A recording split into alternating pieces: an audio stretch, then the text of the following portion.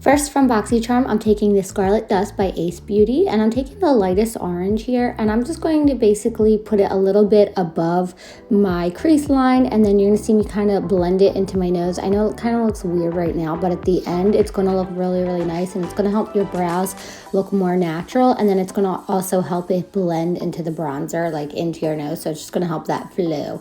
Then I'm just going to take that medium orange that's in the palette, and I'm just going to go a little bit lower. I'm going to use more of a pointier brush so that it's a little bit more precise, and it's going to really help make my crease, give it more depth and more density, so it'll look more defined.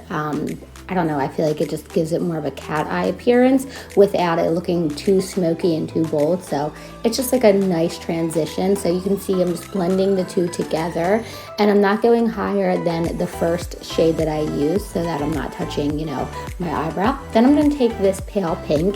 It ends up becoming like a nice mauve color on my lid. At first I thought it was a little bit too dark, but it ended up working out perfect. Then I'm going to take this shimmery shade. You could see it has like little specks of pink in it, but then it has little specks of gold.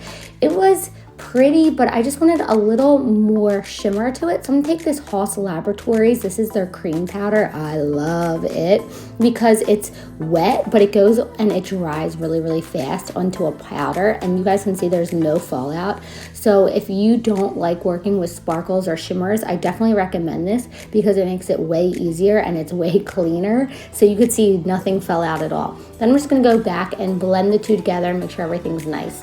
Then I'm going to take this color. It's kind of purple, kind of dark brown. It's like a chocolate color with a little bit of like purpley in it.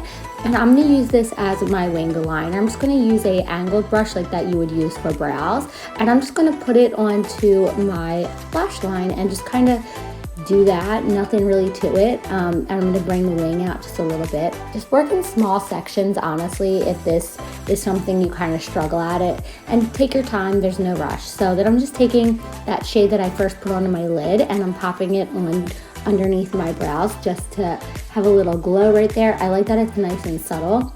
I'm also going to use it on my inner corner, and then again I'm just taking that dark brown and I'm going back underneath my lower lash line, and I'm only going halfway just so it doesn't close your eye off.